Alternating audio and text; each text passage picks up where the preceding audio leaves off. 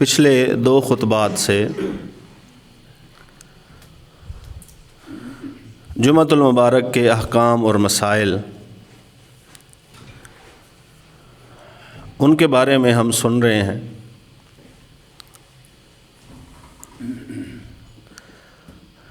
جمعہ کے بہت سارے مسائل میں سے ایک مسئلہ یہ بھی ہے کہ صرف اکیلے جمعہ کے دن بندہ روزہ نہیں رکھ سکتا، اس کی ممانعت ہے۔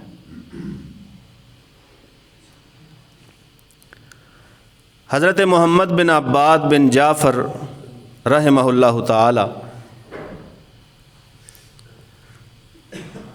وہ حرم مکہ میں مطاف میں دوران طواف حضرت جابر بن عبداللہ رضی اللہ تعالی عنہ سے سوال کرتے ہیں، اور وہ بھی طواف کر رہے ہیں۔ سوال یہ ہے کہ کیا رسول اللہ صلی اللہ علیہ وآلہ وسلم نے جمعہ کے دن روزہ رکھنے سے منع کیا؟ حضرت جابر بن عبداللہ خود بھی صحابی ہیں اور ان کے والد جناب عبداللہ رضی اللہ تعالیٰ عنہ وہ بھی صحابی ہیں۔ جواب میں کہتے ہیں ہاں، اللہ کے رسول نے منع فرمایا ہے جمعہ کے دن روزہ رکھنے سے، اور پھر کعبہ کی طرف دیکھ کے فرماتے ہیں وَرَبَّ هَذَا الْبَيْتِ، مجھے اس گھر کے رب کی قسم ہے کہ اللہ کے پیغمبر نے فرمایا ہے، منع فرمایا۔ اب ظاہر ہے جس چیز سے اللہ کے رسول نے منع کر دیا، ویسے روزہ رکھنا ہے تو نیکی کا کام، گناہ نہیں، لیکن جو صرف جمعہ کے دن، اکیلے جمعہ کے دن کا روزہ رکھے گا، اسے رسول اللہ صلی اللہ علیہ وسلم کی مخالفت کا گناہ ملے گا۔ روزہ رکھنا گناہ نہیں ہے، لیکن اگر کوئی رکھے گا تو چونکہ اللہ کے رسول کی مخالفت کر رہا ہے اس لیے اسے گناہ ملے گا۔ اسی طرح صحیح البخاری میں رسول اللہ صلی اللہ علیہ وآلہ وسلم کی زوجہ محترمہ حضرت جویریہ رضی اللہ تعالی عنہا، جویریہ بنت حارث ام المؤمنین رضی اللہ تعالی عنہا یہ فرماتی ہیں کہ ایک دن جمعہ کا دن تھا، اللہ کے پیغمبر صلی اللہ علیہ وآلہ وسلم میرے گھر تشریف لائے اور میں نے روزہ رکھا ہوا تھا۔ جمعہ کا دن تھا، اللہ کے رسول صلی اللہ علیہ وآلہ وسلم تشریف لائے، میں نے روزہ رکھا ہوا تھا، تو رسول اللہ صلی اللہ علیہ وآلہ وسلم نے مجھ سے پوچھا کیا تو نے کل یعنی جمعرات کو روزہ رکھا تھا؟ میں نے کہا نہیں، میں نے تو کل جو جمعرات کا دن گزرا ہے اس دن روزہ نہیں رکھا تھا۔ تو رسول اللہ صلی اللہ علیہ وسلم نے دوسرا سوال یہ پوچھا کہ کیا تیرا ارادہ ہے کہ تو کل ہفتے کے دن روزہ رکھے گی؟ یہ ارادہ ہے؟ کہنے لگی نہیں، اس کا بھی کوئی ارادہ نہیں ہے کہ میں ہفتے کے دن روزہ رکھوں گی۔ تو رسول اللہ صلی اللہ علیہ وسلم نے فرمایا پھر روزہ کھول دے،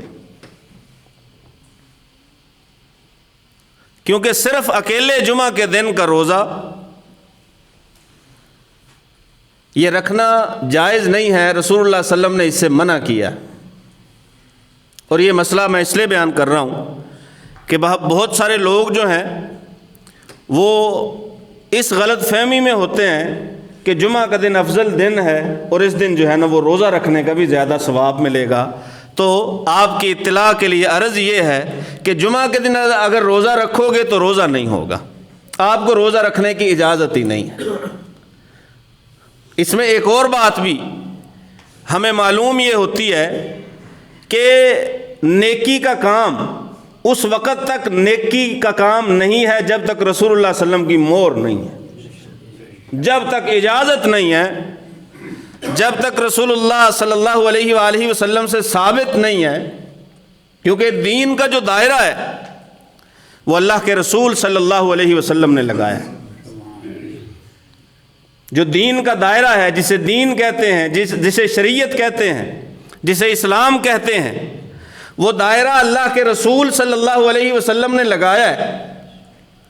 اب اگر کوئی نئی چیز آئے گی، نیا مسئلہ پیدا ہوگا، تو اسے رسول اللہ صلی اللہ علیہ وسلم کے فرامین، احادیث، ان سب کی روشنی میں ہی حل کیا جائے گا۔ جو پہلے کے مسائل ہیں وہ تو اسی طرح کے اسی طرح ہیں، ان کے بارے میں تو کوئی شبہ، کوئی شک ہونا ہی نہیں چاہیے۔ سو جو کہہ دیا وہ کہہ دیا، جہاں دائرہ لائن لگا دی وہ لائن حتمی ہے، قطعی ہے، اس سے آگے اگر کوئی گزرے گا تو یہ اللہ کی حد سے گزرنا ہے، اور اللہ فرماتے ہیں جو اللہ کی حدود سے تجاوز کرتا ہے اللہ اس کا شمار ظالموں میں کرتا ہے۔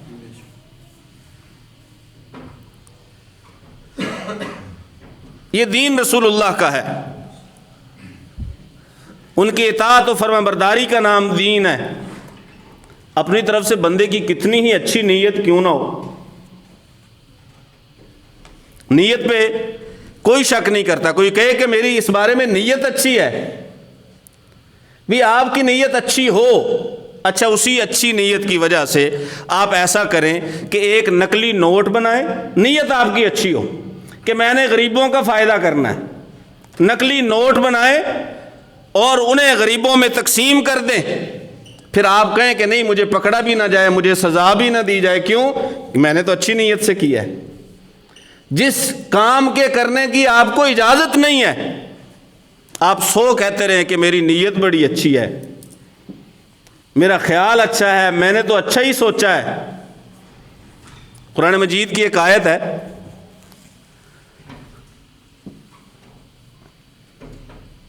کہ اگر کوئی آپ کی سچی گواہی کی وجہ سے کوئی غریب اس پہ زیادہ آتی ہو تو آپ اس وجہ سے گواہی چھپا نہ لو کہ بیچارہ غریب مارا جائے۔ نیت اچھی ہے، نیت اچھی ہے کہ اگر میں نے گواہی دے دی تو غریب مارا جائے گا، امیر بچ جائے گا، اس غریب کی مدد کے لیے میں کیا کرتا ہوں، میں جھوٹی گواہی دے دیتا ہوں۔ نیت آپ کی اچھی ہے لیکن جھوٹی گواہی کی اجازت نہیں ہے۔ نیت اچھی رکھ کے، نیت اچھی کا نام دے کے دین میں جو مرضی داخل کر دو، اچھا کام ہے، اچھی چیز ہے، اچھا سلسلہ ہے، دین میں جو مرضی داخل کر دو، آپ کو اس کی بالکل بھی اجازت نہیں۔ اسی طرح رمضان المبارک سے پہلے چلیں ضمناً بات آ گئی، ایک دو دن ہی رہتے ہیں رمضان میں، شاید آج کا دن ہے، شاید کل کا دن شعبان میں ہو سکتا ہے رمضان المبارک میں ہو۔ اللہ تعالیٰ سب کو نصیب کرے اور اسے فائدہ اٹھانے کی کما حق ہو توفیق بھی عطا فرمائے۔ رسول اللہ صلی اللہ علیہ وسلم نے فرمایا رمضان سے ایک دو دن پہلے روزہ رکھ کے رمضان کا استقبال نہ کرو۔ ایک کہ رمضان سے پہلے یہ ہمارے معاشرے میں عام ہے، دیکھا جاتا ہے عام، ایک دن پہلے یا دو دن پہلے روزہ رکھا جاتا ہے، کس لیے؟ کہ ہم رمضان المبارک کا استقبال کر رہے ہیں۔ رسول اللہ صلی اللہ علیہ وسلم نے فرمایا نہیں، لا تستقبلوا رمضان بصوم یوم او یومین، ایک دن کا روزہ یا دو دن کا روزہ رمضان سے پہلے رکھ کے یہ رمضان کا استقبال ایسے نہیں کرنا، وہ روزہ نہیں ہے۔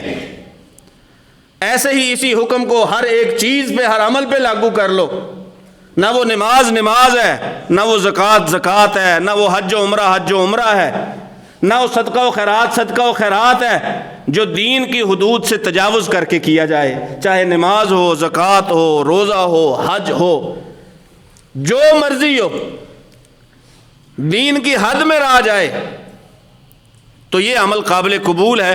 جس چیز کی رسول اللہ صلی اللہ علیہ وسلم اجازت دے دیں، جو اللہ کے رسول صلی اللہ علیہ وسلم کے لگائے گئے دائرے کے اندر ہو، جو حدود کے اندر ہو، بس وہ عمل اچھا ہے۔ اس کے علاوہ آپ خواہ کتنا مرضی اچھا سوچ لیں، وہ عمل اچھا، جو عمل رسول اللہ صلی اللہ علیہ وسلم نے نہیں کیا وہ عمل اچھا ہو سکتا ہے؟ آپ کریں، رسول اللہ صلی اللہ علیہ وسلم نے نہ کیا۔ آگے چلیں، اللہ کے رسول صلی اللہ علیہ وآلہ وسلم کی بڑی مشہور حدیث ہے، حضرت ابو ہریرہ رضی اللہ تعالیٰ عنہ بھی اس کے راوی ہیں، حضرت عبداللہ بن عمر رضی اللہ تعالیٰ عنہما بھی اس کے راوی ہیں۔ فرماتے ہیں کہ رسول اللہ صلی اللہ علیہ وآلہ وسلم نے فرمایا جب جمعہ کا دن ہوتا ہے تو مسجد کے ہر ایک دروازے کے اوپر فرشتے بیٹھے ہوتے ہیں۔ جمعہ کا دن مسجد کے ہر دروازے، مسجد کے جتنے دروازے ہیں ہر ایک دروازے پہ فرشتے بیٹھے ہوتے ہیں۔ فرشتے کیا کرتے ہیں؟ رسول اللہ صلی اللہ علیہ وسلم نے فرمایا ان کے ہاتھوں میں رجسٹر ہوتے ہیں اور وہ رجسٹر میں آنے والوں کی انٹری کرتے ہیں، آنے والوں کا اندراج کرتے ہیں، لکھتے ہیں نام آنے والوں کے۔ اور جب امام خطبہ کے لیے منبر پہ آ جاتا ہے تو فرشتے اپنے صحیفوں کو، اپنے رجسٹروں کو لپیٹ لیتے ہیں، وَيَسْتَمِعُونَ الذِّكْرَ، اور وہ پھر نصیحت کی باتیں سنتے ہیں۔ دروازے پہ بیٹھے ہیں کب تک؟ جب تک امام خطبہ دینے کے لیے منبر پہ نہیں آ جاتا۔ جیسے ہی امام منبر پہ آیا رجسٹر بند کر دیے، اور فرمایا رسول اللہ صلی اللہ علیہ وآلہ وسلم نے پھر جو سب سے پہلے آیا ہوتا ہے، سب سے پہلے جو آیا اس کے لیے اجر کتنا دیا جاتا ہے اس کو؟ جیسے اس نے ایک اونٹ قربان کیا۔ ایک اونٹ، لاکھوں روپے کا خرچہ ہے، اگر بندہ ایک اونٹ اللہ کی راہ میں ذبح کرے، قربان کرے، صدقہ کرے، کتنا ثواب ہے؟ ایک اونٹ جیسے اس نے اللہ کی راہ میں ذبح کیا جو پہلے پہل آیا۔ پھر دوسرے نمبر پہ جیسے اس نے ایک گائے وہ اللہ کی راہ میں ذبح کی۔ تیسرے نمبر پہ آنے والا جیسے اس نے ایک مینڈا، دمبا اللہ کی راہ میں ذبح کیا۔ چوتھے نمبر پہ آنے والا جیسے اس نے ایک مرغی اللہ کے لیے قربان کی۔ اور پانچویں نمبر پہ آنے والا جیسے اس نے ایک انڈا اللہ کی راہ میں قربان کیا۔ یہ رسول اللہ صلی اللہ علیہ وسلم نے فرما دیا۔ ہاں اس کی تشریحات و توضیحات بہت ہیں، محدثین نے کی ہیں اور حدیثوں کی شرح کرنے والوں نے بے شمار شروحات لکھی ہیں کہ صرف 5 لوگ ہی ہوں گے یا یہ 5 الگ الگ وقت ہیں، کچھ کوئی پہلے وقت میں آیا پھر اس کے بعد آیا پھر، لیکن یہ سارے وقت ہیں۔ اس بات پہ سب کا اتفاق ہے کہ چاہے پہلے 5 بندے گنے جائیں یا 5 وقت گنے جائیں، یہ سارا کچھ خطبہ شروع ہونے سے پہلے پہلے تک ہے۔ خطبہ شروع جیسے ہی ہوتا ہے فرشتے کیا کرتے ہیں؟ وہ اپنے دفتروں کو لپیٹ دیتے ہیں۔ اور اگر آپ حدیث کی شروحات کی گہرائی میں جائیں تو یہ بات بھی معلوم ہوتی ہے کہ جو فرشتوں کے پاس رجسٹر ہوتے ہیں وہ پھر ان کے پاس نہیں رہتے، وہ رجسٹر ان کے پاس نہیں رہتے کہ کسی اور کا بیچ میں نام درج ہو سکے، نام لکھا جا سکے۔ اب فرشتے بیٹھ گئے ہیں، بعد میں آنے والے، فرشتوں کے بیٹھ جانے کے بعد آنے والے، وہ ان ثواب میں سے، ان اجروں میں سے کسی بھی اجر کے مستحق نہیں، اضافی اجر کوئی نہیں ان کے لیے۔ ہاں خطبہ سننا، مسجد میں بیٹھنا، نماز ادا کرنا، یہ تو اجر ہیں، یہ تو ان کے ضائع نہیں ہوں گے۔ بلکہ امام ابن ماجہ رحمہ اللہ تعالی نے حضرت علقمہ اور جناب عبداللہ بن مسعود رضی اللہ تعالی عنہ سے ایک روایت یہ بھی درج کی ہے۔ حضرت عبداللہ بن مسعود رضی اللہ تعالی عنہ مسجد میں آئے، حضرت علقمہ فرماتے ہیں جیسے ہی مسجد میں آئے نا تو انہوں نے دیکھا کہ قد سبقوا ثلاثہ، 3 لوگ جو ہیں نا وہ ان سے پہلے آ چکے ہیں۔ اس حدیث کو امام طبرانی نے بھی ذکر کیا، 3 لوگ پہلے آ چکے ہیں۔ انہوں نے دیکھا کہ 3 لوگ آئے ہیں تو فرمانے لگے رابعہ، چوتھا نمبر ہے، 3 لوگ آئے ہوئے ہیں۔ حضرت عبداللہ بن مسعود رضی اللہ تعالیٰ عنہ فرماتے ہیں 3 آ گئے، چوتھا نمبر میرا ہے، اور ساتھ ہی فرمایا وما رابعہ ببعید، یہ چوتھا نمبر بھی کوئی دور کا نمبر نہیں ہے، کوئی زیادہ پیچھے کا نمبر نہیں ہے، نمبر چوتھا ہے۔ بندے کتنے آئے ہیں؟ 3۔ شمار کرتے ہیں، کہتے ہیں آج تو جو ہے نا وہ چوتھا نمبر ہے۔ ایک ترجمہ میں نے مترجم کا ایسا بھی پڑھا جنہوں نے ترجمہ یہ کیا ہوا تھا وما رابع رابع ببعید، وہ کہتے ہیں اصل میں انہوں نے خود کو ڈانٹنے کے لیے کہا کہ چوتھا تو بڑی دور کا نمبر ہے۔ دو ترجمے، ایک یہ ہے کہ چوتھا نمبر بھی کوئی دور کا نمبر نہیں ہے، دوسرا ترجمہ کہ خود کو ڈانٹنے کے لیے کہ چوتھا نمبر تو بڑی دور کا نمبر نہیں ہے۔ کتنے لوگ آئے؟ 3۔ چوتھے عبداللہ بن مسعود۔ اب جو آ رہے ہیں تشریف لا رہے ہیں وہ گنیں گے کہ کتنے بندے ہم سے پہلے آئے بیٹھے ہیں۔ کیا کبھی آپ کے دل میں ذہن میں یہ خیال آیا، شوق پیدا ہوا کہ میں ہوں وہ سب سے پہلا جو مسجد میں جاؤں، یا پہلا نہیں تو دوسرا، یا دوسرا نہیں تو تیسرا، تیسرا نہیں تو چوتھا، چوتھا نہیں تو پانچواں؟ کبھی خیال آیا؟ اگر کبھی یہ خیال آیا ہے تو پھر اللہ کا شکر ادا کیجئے، اگر کبھی خیال نہیں آیا تو پھر فکر کیجئے کہ صحابہ کرام رضوان اللہ علیہم اجمعین کا فکر کیسا تھا اور ہمارا فکر کیسا ہے۔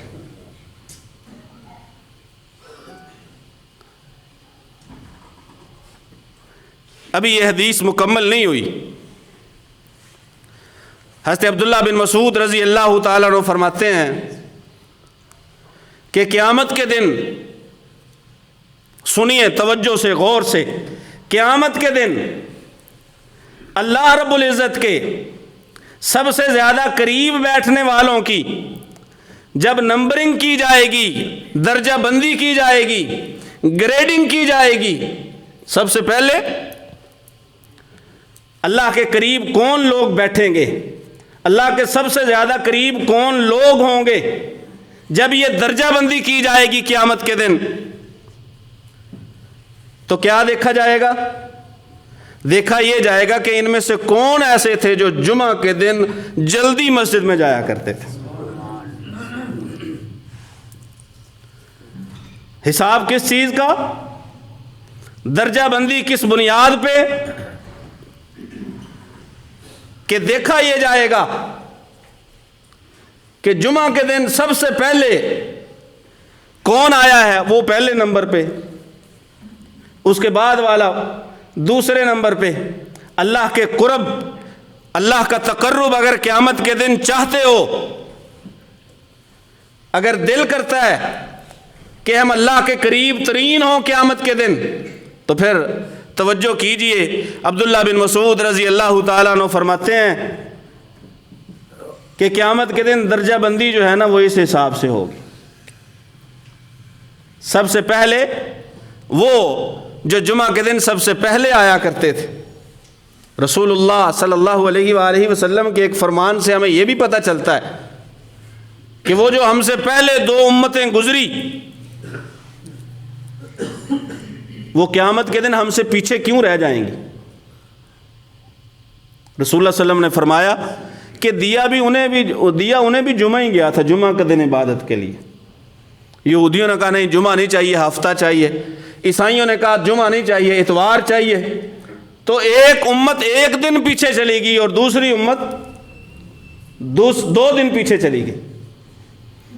ایسے ہی جنت میں داخلے کا حساب ہوگا کہ امت محمد صلی اللہ علیہ وآلہ وسلم جس نے جمعہ کو لے لیا، جمعہ کو قبول کر لیا عبادت کے لیے کہ ہمیں جمعہ چاہیے، وہ پہلے نمبر پہ، پھر دوسرے نمبر پہ ہفتے والی، تیسرے نمبر پہ اتوار والی امت۔ اور ایسے ہی اللہ کے قرب میں جو جمعہ پڑھنے والوں کی درجہ بندی ہے وہ بھی ایسے ہی، جو سب سے پہلے آیا ہے، جو بڑے ثواب کا مستحق ہے، وہ اللہ کے قرب کا بھی مستحق ہے۔ اچھا چوتھے نمبر پہ آئیں اور اظہار تعجب کر رہے، یہ جو آخری 2-4 منٹ میں 5-10 منٹ میں آتے ہیں، یہ تو شاید ان لوگوں کا وقت ہو سکتا ہے جو بالکل ہی مجبور اور لاچار ہوں، جو بیچارے بالکل ہی مریض اور بیمار ہوں، جن کو لانے والا، اٹھا کے لانے والا کوئی نہ ہو۔ یہ ان کے لیے تو ٹائمنگ ہو سکتی ہے۔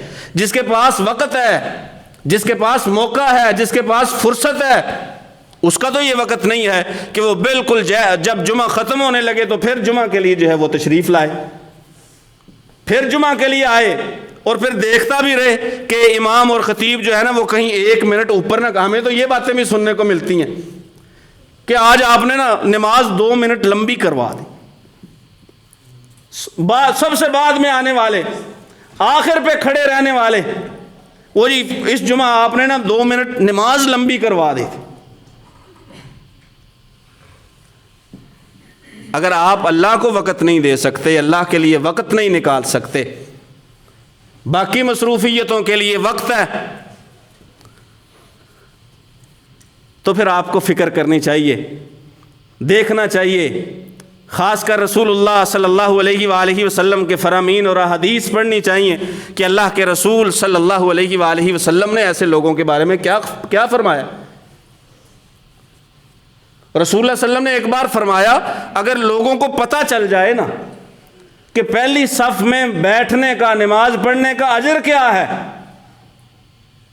وہ سارے پہلی صف میں شامل ہونے کے لیے بھاگ پڑے اور مسجد میں آ کے کیا کرنا پڑے، پھر انہیں آپس میں ٹاس کرنا پڑے، قرعہ ڈالنا پڑے کہ کون، سارے اکٹھے آ جائیں، پھر پہلی صف کے لیے قرعہ اندازی ہو کہ کون پہلی صف میں کھڑا ہوگا، اتنا اجر ہے. اور رسول اللہ صلی اللہ علیہ وسلم نے یہ بھی فرمایا ہے، جو پھر پیچھے رہتا ہے نا اسے اللہ بھی پیچھے کر دیتا ہے. جو پیچھے رہ گیا، جو آئے ہی بعد میں لیٹ، اللہ بھی اسے پیچھے کر دیتا ہے. جو مردوں کی صفوں میں سب سے بہترین صف ہے نماز پڑھنے کے لیے، جمعہ کی نماز پڑھنے کے لیے، وہ پہلی صف ہے. آخری صف بہترین عورتوں کی ہوتی ہے. سب سے بہترین صف عورتوں کے لیے نماز پڑھنے کے لیے کون سی ہے؟ آخری. اور مردوں کے لیے پہلی صف ہے. یہ رسول اللہ صلی اللہ علیہ وسلم کے فرامین حدیث ہمارے لیے. اگر اضافی اجر چاہیے، اضافی ثواب چاہیے، واقعی جمعے کا حق ادا کرنا ہے، تو پھر امام کے خطبہ شروع کرنے سے پہلے مسجد میں آنا پڑے گا. اگر خاص بندوں میں اپنا نام لکھوانا ہے، امام سے پہلے آنا پڑے گا. اور اگر اللہ کا قرب پانا ہے، پھر بھی سب سے پہلے آنے کی کوشش کرنی پڑے گی، تبھی تقرب الہی ملے گا، تبھی اضافی اجر و ثواب ملے گا. اللہ سے دعا ہے اللہ سن سمجھ کر عمل کی توفیق نصیب فرمائے. وما علیہ الا البلاغ.